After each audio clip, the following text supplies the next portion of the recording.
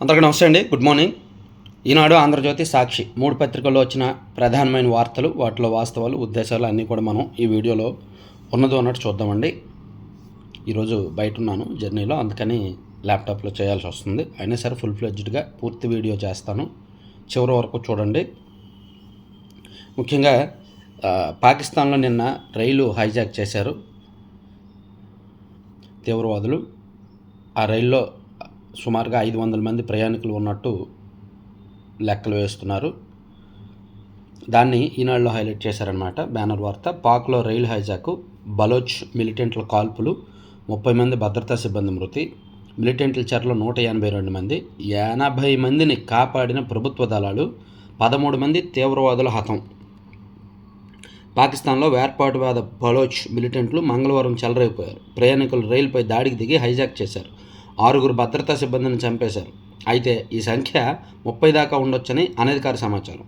మిలిటెంట్లు 182 మందిని బందీలుగా పట్టుకున్నారు. వీరిలో ఎక్కువ మంది భద్రతా సిబ్బందే ఉన్నారు. దాడి సమయంలో జాఫర్ ఎక్స్ప్రెస్లో దాదాపుగా 500 మంది వరకు ప్రయాణికులు ఉన్నారు. కాగా పాకిస్తాన్ భద్రతా బలగాలు అక్కడికి చేరుకొని 13 మంది మిలిటెంట్లను మట్టుబెట్టారు. 80 మంది ప్రయాణికులను సురక్షితంగా కాపాడాయి. రక్షణ చర్యలు కొనసాగుతున్నాయి. సమస్యాత్మక బలోచిస్తాన్ ప్రావిన్స్లో పర్వత ప్రాంతమైన క్వెట్టా నుంచి ఖైబర్ పంఖ్తుక్వా ప్రావిన్స్లోని పెషావర్కు రైలు వెళ్తుండగా మిలిటెంట్లు దాడికి తెగబడ్డారంట. ఈ రైలు మార్గంలో 17 సొరంగాలు ఉండగా 8వ సొరంగం వద్ద మిలిటెంట్లు ట్రాక్ను పేల్చి జాఫర్ ఎక్స్ప్రెస్ను తమ నియంత్రణలోకి తీసుకున్నారు. సో దీనికి కారణమేమో చైనా ప్రాజెక్ట్ అనంట. పాకిస్తాన్లో బలోచిస్తాన్కు ఇరాన్, ఆఫ్ఘనిస్తాన్ సరిహద్దులు ఉన్నాయి. చైనా అధ్యక్షుడు జిన్ పింగ్ ప్రతిష్టాత్మకంగా చేపట్టిన చైనా పాకిస్తాన్ ఆర్థిక నడువ బలోచిస్తాన్ మీదుగా వెళ్తుండడం ఈ దాడులకు ప్రధాన కారణంగా తెలుస్తోంది. ఆర్థిక వృద్ధికి సిపెక్ తోడ్పడుతోందని పాకిస్తాన్ ప్రభుత్వం ఆశిస్తుండగా తమ ప్రాంత వనరులను కొల్లగొట్టడానికి ఇదొక ఎత్తుగడని, దీనివల్ల ఎలాంటి ప్రయోజనం లేదని స్థానికులు భావిస్తున్నారు. సో ఈ కారణంగానే ఇది జరిగిందని అనుమానిస్తున్నారనమాట. సో ఇది కీలకమైన అంశంగా ఉంది. ఈవెన్ ఈనాడుతో పాటు ఆంధ్రజ్యోతి, సాక్షిలో కూడా ఇదే రాశారులే.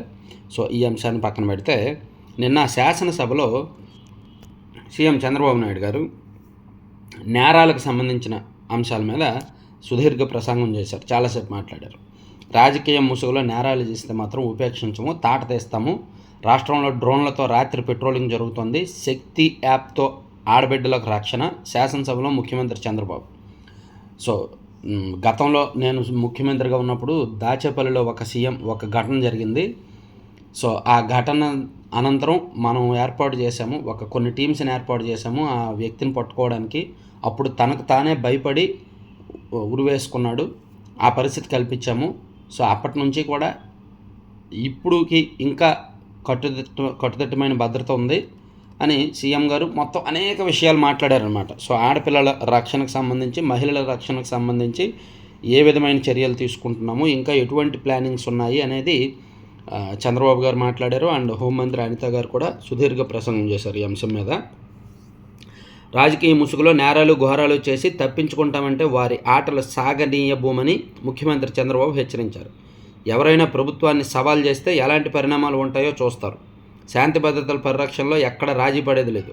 రాజకీయ ముసుగులో హత్యలు చేస్తే ఉపేక్షించాం. సాంకేతికత ఉపయోగించుకొని శాంతి భద్రతలను పరిరక్షిస్తాం. తప్పు చేస్తే తాట తీస్తా అని స్పష్టం చేశారు. డ్రోన్ల ద్వారా రాత్రి పెట్రోలింగ్ ప్రారంభించబోతున్నామని వెల్లడించారు. హోంశాఖ పద్దులపై చర్చ సందర్భంగా మంగళవారం శాసనసభలో చంద్రబాబు మాట్లాడారు. సంతోషకరమైన విషయం ఏంటంటే అసెంబ్లీలో ఇప్పుడు బూతులు లేవు. గత ప్రభుత్వంలో 5 ఏళ్ళు అసెంబ్లీలోనూ బయట బూతులే. ప్రజాస్వామ్యాన్ని అపహాస్యం చేశారు. అడుగడుగున శాంతి భద్రతల వైఫల్యం. ప్రభుత్వ ఆస్తులకు రక్షణ లేదు. స్వేచ్ఛగా తిరగలేని పరిస్థితి. మాదక ద్రవ్యాలపై తెదేపా ఆందోళన చేసిందని పార్టీ కార్యాలయంపై దాడి చేశారు. వైకాపా పాలనలో మీరు ఉపసభాపతి రఘురామకృష్ణరాజును ఉద్దేశించి నేను అందరం బాధితులమే.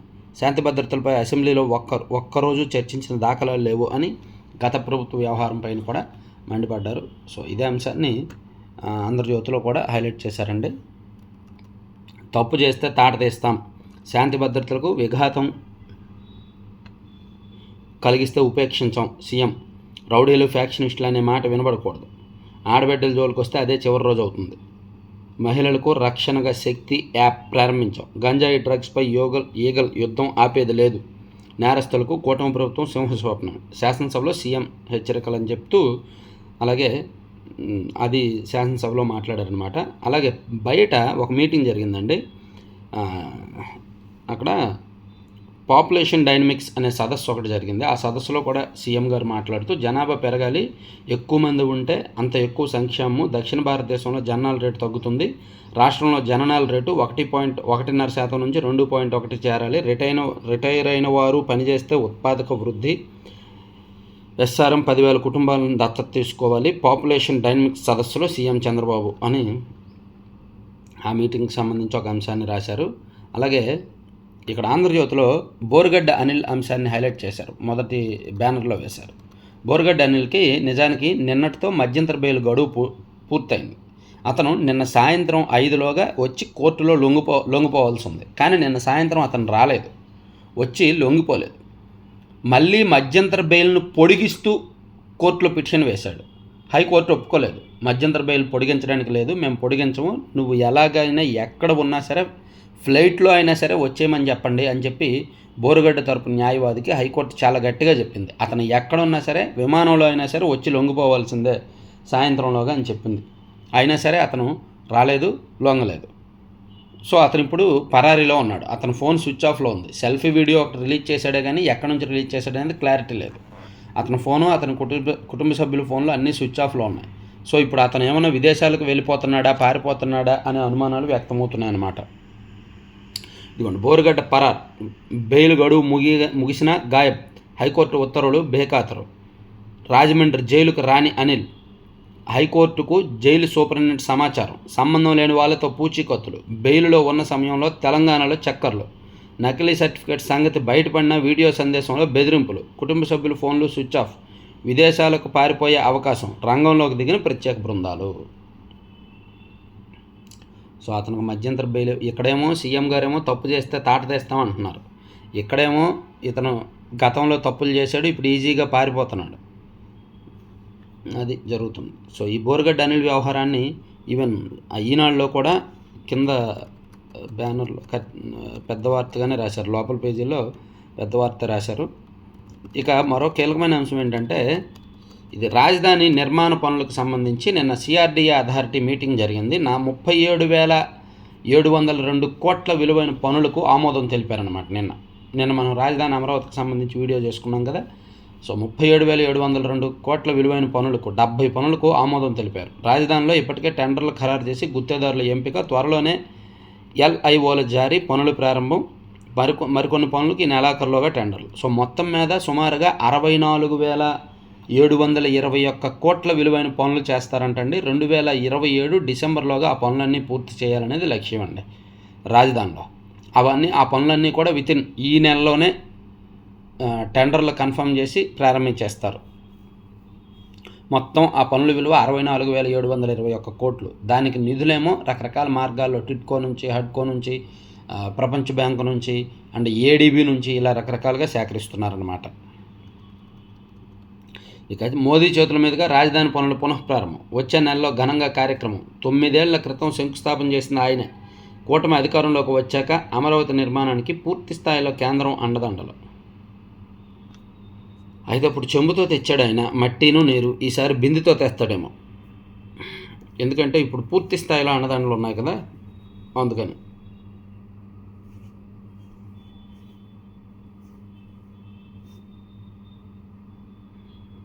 రాజధాని అమరావతి పనుల పునఃప్రారంభం కూడా ప్రధానమంత్రి నరేంద్ర మోదీ చేతుల మీదుగా జరగనుంది.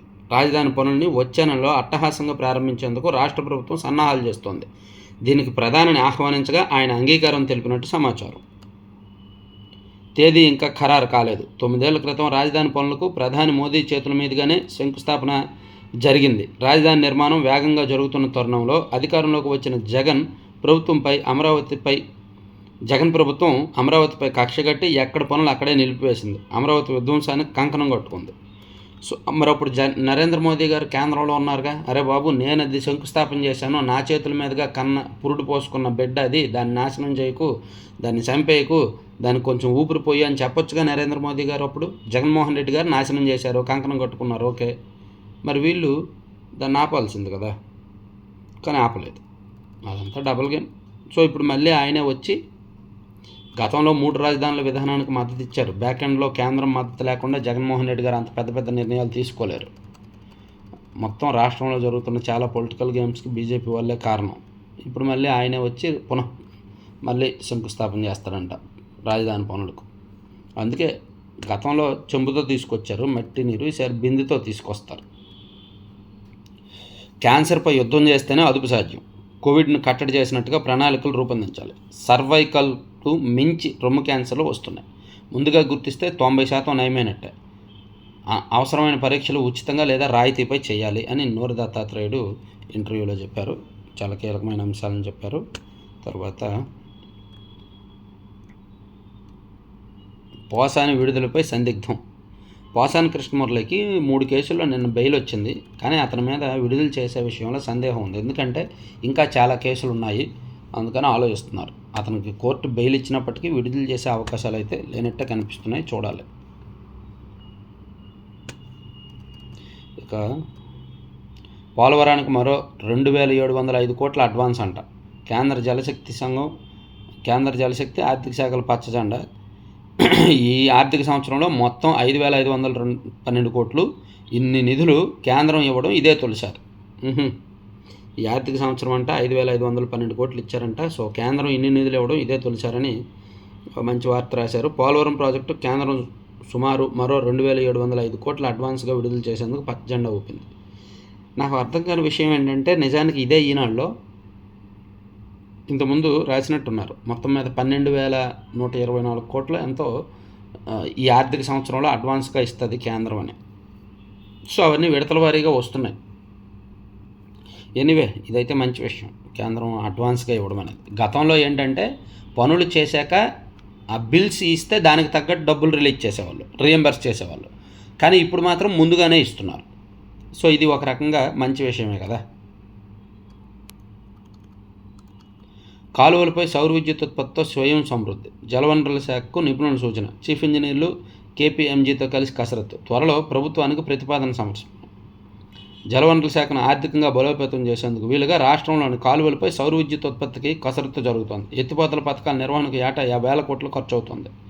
ప్రధాన కాలువలపై సౌర విద్యుత్ ఉత్పత్తి చేయగలిగితే నిధులు ఎత్తిపోతల పథకాలకు ఉపయోగపడడమే కాకుండా మిగిలిన విద్యుత్తును మార్కెట్లో అమ్మితే నిధుల ఆధారంగా రుణాలు తీసుకొని మరిన్ని ప్రాజెక్టులు, ఆర్థిక వనరులు సృష్టించుకోవచ్చని నిపుణులు సలహా ఇచ్చారు. కరెక్టే, మంచి నిర్ణయం. సో ఇవన్నీ ఈనాడులో అంశాలండి. ఒకసారి సాక్షిలోకి వెళ్దాం. సాక్షి అంటే ఈనాడులో ఒకసారి కంప్లీట్ చేద్దాంలే, ఇంకొన్ని ఉన్నాయి. ఈనాడు కంప్లీట్ చేశాక ఒకేసారి సాక్షికి వెళ్దాం. అంటే ల్యాప్టాప్లో కదా, మళ్ళీ కన్ఫ్యూజ్ అవుతాం. సో మద్యం విక్రయాలపై సిట్ వేస్తే తాడేపల్లిలో రికార్డుల దగ్ధం. మండలిలో ప్రశ్నోత్తరాల సమయంలో ఆసక్తికర చర్చ. పలు ప్రశ్నలపై అధికార ప్రతిపక్షాల మధ్య మాటల దాడి. మద్యం అమ్మకాలపై సిట్ ఏర్పాటు చేసిన రోజు సాయంత్రానికే తాడేపల్లి ప్యాలెస్లో రికార్డులు తగలబెట్టిన పరిస్థితి ఎందుకు వచ్చిందని వైకాపా నేతలను మంత్రి కొల్లు రవీంద్ర ప్రశ్నించారు. అక్రమ మద్యం వ్యవహారంలో పెద్దల ప్రమేయం ఉందనడానికి ఇదే నిదర్శనం అన్నారు. వీడియో ఫుటేజీ ఇవ్వాలని వారిని అడిగినా ఇవ్వలేదు. అక్రమ మద్యం నియంత్రణలో భాగంగా నాన్ డ్యూటీ పెయిడ్ మద్యం విక్రయాలకు పాల్పడుతున్న వారిపై 34,000 కేసులు నమోదు చేశాము. ఆ కేసుల్లో 40,000 మంది నిందితులుగా ఉన్నారు అని మంత్రి గారు చెప్తూ, అలాగే దేవాలయాలపై దాడుల కేసులు కూడా చర్చకొచ్చాయండి. ఎప్పుడో 2020, 2021లో జరిగాయి కదా, అవి కూడా చర్చకొచ్చాయి. మంచి విషయం. అది చర్చకు రావాలి, దానికి కంక్లూజన్ రావాలి, దానికి క్లారిటీ రావాలి. హిందూ దేవాలయాల భద్రత కోసం సీసీ కెమెరాలు, రథం షెడ్లు ఏర్పాటు చేయాలని అన్ని దేవాలయాల ఈవోలకు ప్రభుత్వం ఆదేశాలు జారీ చేసిందని మంత్రి ఆనం రామనారాయణ రెడ్డి తెలిపారు. ప్రైవేటు దేవాలయాల కమిటీలో ఇలాగే జాగ్రత్తలు తీసుకోవాలని సూచించినట్టు మండలిలో సభ్యుల ప్రశ్నకు సమాధానంగా చెప్పారు. గత ప్రభుత్వ హయాంలో దేవాలయాలపై దాడులకు సంబంధించి 32 కేసులున్నాయి. అంతర్వేది దేవాలయంలో తేనెతొట్టి చెదరగొట్టేందుకు మతిస్థిమితం లేని వ్యక్తి మంట పెట్టడంతో రథం దగ్ధమైందని పోలీసుల విచారణలో పేర్కొన్నారు.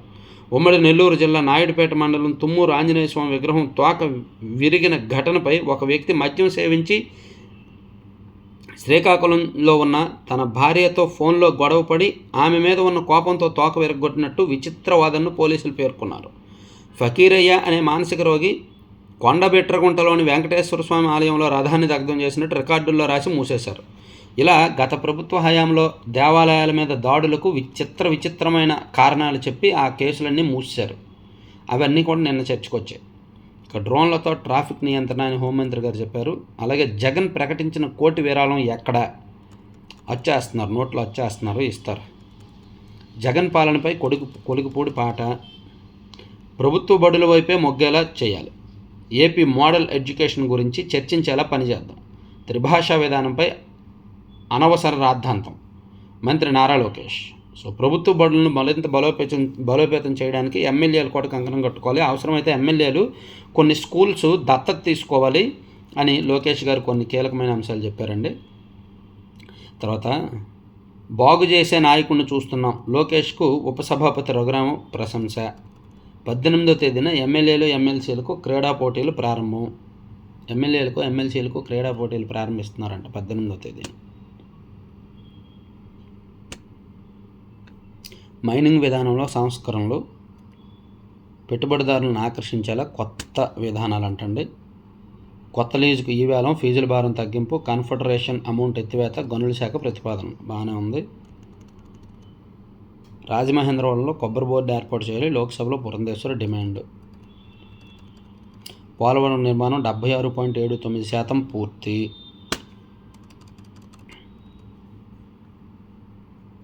పునరావాసం భూసేకరణ పనులు 22.58%. ఉన్నతాధికారుల పర్యవేక్షణ కోసం శాశ్వత కాలనీ నిర్మించాలి. సహాయ పునరావాస కార్యక్రమాలు వేగవంతం చేయాలి. పార్లమెంటరీ స్థాయి సంఘం సిఫార్సు అని రాశారు. ఓకే. విద్యార్థులకు జగన్ 4,623 కోట్ల టోకరా.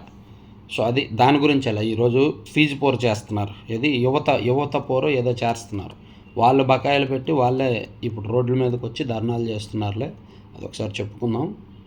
ఇక 9,000 కోట్ల రుణం తీసుకుంటుందండి ప్రభుత్వం. ఇందులో మరో వార్త నేను చదివానండి. బోరగడ్డ అనిల్ది ఒకటి రాశారు. తర్వాత హైకోర్టు పోలీసులను మందలించింది. అది కూడా ఈనాడులో రాశారు. చూస్తా ఎక్కడ ఉన్నట్టుంది, లోపల ఉన్నట్టుంది. రౌడీ షీటర్ బోరగడ్డ అనిల్కు హైకోర్టు షాక్. మధ్యంతర బెయిల్ పొడిగించుకునేందుకు ప్రయత్నం. అభ్యర్థనను తోసిపుచ్చిన న్యాయమూర్తి సాయంత్రం 5 జైల్లో లొంగిపోవాలని స్పష్టం చేసిందన్నమాట.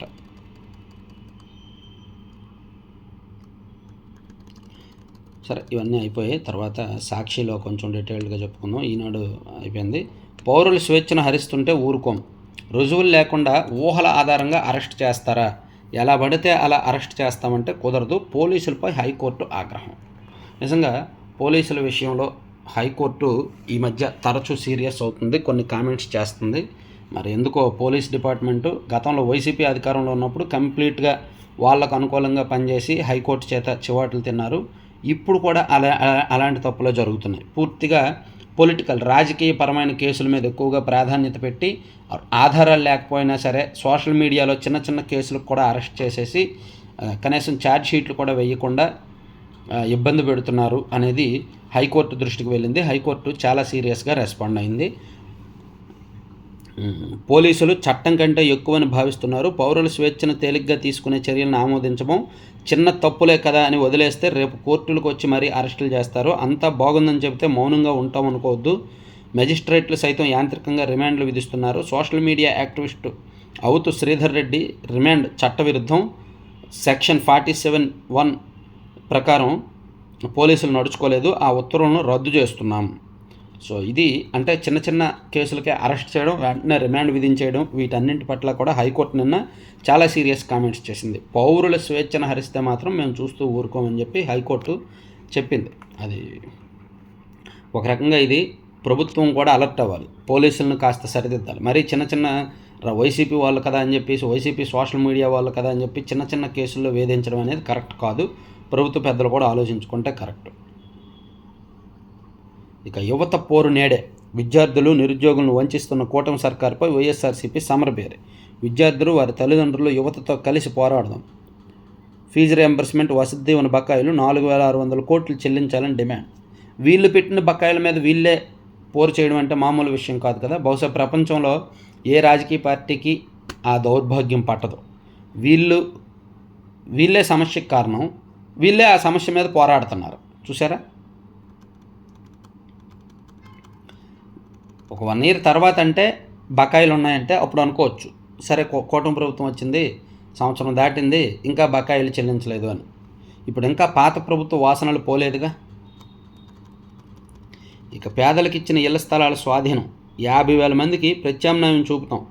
అమరావతిని వరల్డ్ టాప్ 5 సిటీగా మార్చాలనే శాసనసభలో మంత్రి నారాయణ స్పష్టీకరణ. 3 ఏళ్లలో రాజధాని రెడీ, 64,721 కోట్లతో టెండర్లు, మరిన్ని రుణాల కోసం ప్రయత్నిస్తున్నామని వెల్లడి. రుణాలు తీసుకొచ్చి అమరావతిని కట్టి ఆ తర్వాత భవిష్యత్తులో అమరావతిలో వచ్చే ఆదాయం ద్వారా రుణాలు తిరిగి చెల్లిస్తారన్నమాట. అది సెల్ఫ్ ఫైనాన్స్ ప్రాజెక్ట్. 45 ఏళ్ల నా రాజకీయ చరిత్రలో నాపై హత్యా రాజకీయాలు మరక లేదు. రేపటి నుంచి ఈ ప్రభుత్వాన్ని ఛాలెంజ్ చేయాలంటే చేయండి, ఆ తర్వాత ఎలాంటి శిక్ష ఉంటుందో మీరే చూస్తారు. రాజకీయ ముసుగులో నేరాలు చేస్తామంటే చూస్తూ ఊరుకోం. శాసనసభలో ముఖ్యమంత్రి చంద్రబాబు ఘాటు వ్యాఖ్యలు. తర్వాత అప్పుడే మరో 9,000 కోట్లు రుణం తీసుకునేందుకు ఏపీఎండీసీకి ప్రభుత్వం అనుమతి. ఏపీఎండీసీ కార్పొరేషన్ ద్వారా 9,000 కోట్లు లోన్ తీసుకుంటున్నారండి. పోసానీపై పైశాచికం కేసులు బనాయించి విచారణ పేరుతో వేధించండి. పోలీసులకు బాబు సర్కార్ ఆదేశం. పక్కా పన్నాగంతో 17 అక్రమ కేసులు. ఫలించిన న్యాయ పోరాటం. నేడు జైలు నుంచి విడుదలయ్యే అవకాశం ఉంది, కానీ ఆయన మీద ఇంకా కొన్ని కేసులు ఉన్నాయి కాబట్టి మేబీ కొన్ని కేసుల్లోనే బెయిల్ వచ్చింది కాబట్టి విడుదల చేయకపోవచ్చు. చూడాలి ఏం జరుగుతుందో.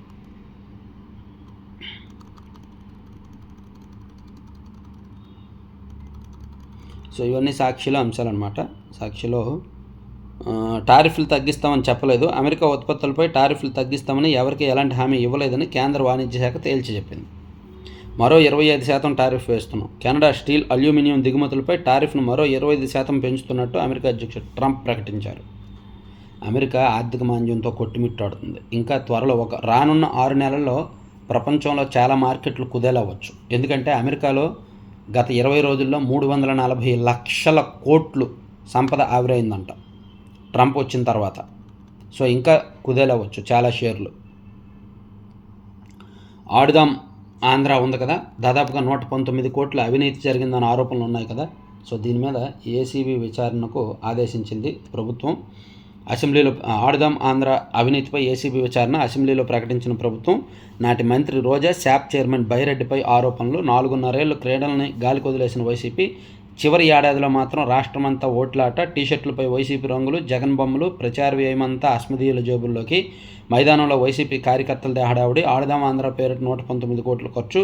నాసిరకం కిట్లు, ఈవెంట్ నిర్వహణ, ముగింపు సభ, ప్రైజ్ మనీ అంతా దోపిడీనే అని కొంచెం ఆరోపణలు గట్టిగానే ఉండటంతో ఏసీబీ విచారణ జరుగుతోంది. ఇక సీఎం ఎస్సీ వర్గీకరణపై సీఎంకు చేరిన నివేదిక. శరవేగంగా ముగిసిన ప్రక్రియ. తుది నిర్ణయం ముఖ్యమంత్రిదే. తొలుత ఎస్సీ ప్రతినిధులతో భేటీ, క్యాబినెట్లోనూ చర్చ జరిగే ఛాన్స్. సో ఎస్సీ వర్గీకరణ మీద ప్రభుత్వానికి ఒక రిపోర్ట్ వచ్చిందంట. సో ఎస్సీల్లో రెల్లి కులస్తులకి ప్లస్ ఉపకులస్తులకి 1% రిజర్వేషన్ ఇవ్వాలని, అండ్ మాదిగ ప్లస్ ఉపకులస్తులకి 6.5% రిజర్వేషన్ అని, మాల ప్లస్ ఉపకులాలకేమో 7.5 రిజర్వేషన్ అని ఏదో ఇచ్చారంట. దీని మీద పూర్తిగా నేను ఒకసారి స్టడీ చేయలేదు. పూర్తి స్థాయి ఇన్ఫర్మేషన్ అది తెప్పించుకొని ఒక వీడియో చేస్తానండి డీటెయిల్డ్గా ఎస్సీ వర్గీకరణ మీద. ఇక 348.75 లక్షల కోట్లు 20 రోజుల్లో అమెరికా స్టాక్ మార్కెట్లు మూటగొట్టుకున్న నష్టం. మన బడ్జెట్కు 7 ఇంతలు ఇది. ట్రంప్ భస్మాసుర హస్తం ఫలితం. సుంకాల యుద్ధం, యథేచ్ఛగా ఉద్యోగుల తొలగింపుతో అమెరికాలో ఆర్థిక అనిశ్చితి. పెట్టుబడులు వెనక్కి తీసుకుంటున్న ఇన్వెస్టర్లు. తీవ్ర ఆందోళనలో కార్పొరేట్ కంపెనీలు. ఇది ట్రంప్ వచ్చిన తర్వాత మొండి వైఖరితో మొండిగా తీసుకుంటున్న కొన్ని నిర్ణయాలు ఆ దేశ ఆర్థిక పరిస్థితిని అతలాకుతలం చేసేస్తున్నాయి. Fancy number army sticker. కారులో 150 కిలోల గంజాయి. ముందస్తు సమాచారంతో పోలీసుల నిఘా. తూర్పుగోదావరి జిల్లాలో 5గురి అరెస్టు. పట్టుబడ్డ గంజాయి విలువ 30 లక్షలు. ఒక ఫ్యాన్సీ నెంబర్ వేసుకొని, ఆర్మీ అనే స్టిక్కర్ వేసుకొని కారులో 150 కేజీల గంజాయి తీసుకెళ్తున్నాడంట. అంటే ఫ్యాన్సీ నెంబర్ కదా, ఆర్మీ స్టిక్కర్ ఉంది కదా, ఎవరు ఆపర్లే అని. అయినా సరే పోలీసులకి ముందస్తుగా ఒక ఇన్ఫర్మేషన్ వచ్చింది, ఆపారు, పట్టుకున్నారు. జగన్ కక్షల నుంచి 386 మంది ఇంజనీర్లు విముక్తి. నీరు చెట్టు పనుల్లో క్రమశిక్షణ చర్యలు ఉపసంహరణ. జలవనరుల ప్రత్యేక సిఎస్ ఉత్తర్వులు. ఓకే. ఫైబర్ ఉద్యోగుల వివరాలు తక్షణమే ఇవ్వండి. ఇన్ఛార్జ్ ఎండీ ప్రవీణ్ ఆదిత్యకు సీఎంఓ ఆదేశం. నివేదిక ఆధారంగా తగు చర్యలు తీసుకునే ఛాన్స్. ఓకే. ఎందుకంటే అక్కడ చైర్మన్, ఫైబర్ నెట్ మాజీ చైర్మన్ ఏమో ఉద్యోగులను తొలగించలేదన్నాడు. ఎండీ ఏమో ఉద్యోగులను తొలగించాము అని చెప్పాడు. సో దీని మీద ప్రభుత్వం కొంచెం సీరియస్గా ఫోకస్ పెట్టింది. సో ఇవండి మొత్తం మీద 3 పత్రికల అంశాలు. ఇంకా కొన్ని కీలకమైన అంశాలు ఉన్నాయి. నెక్స్ట్ వీడియోలో డిస్కస్ చేద్దాం. Thank you.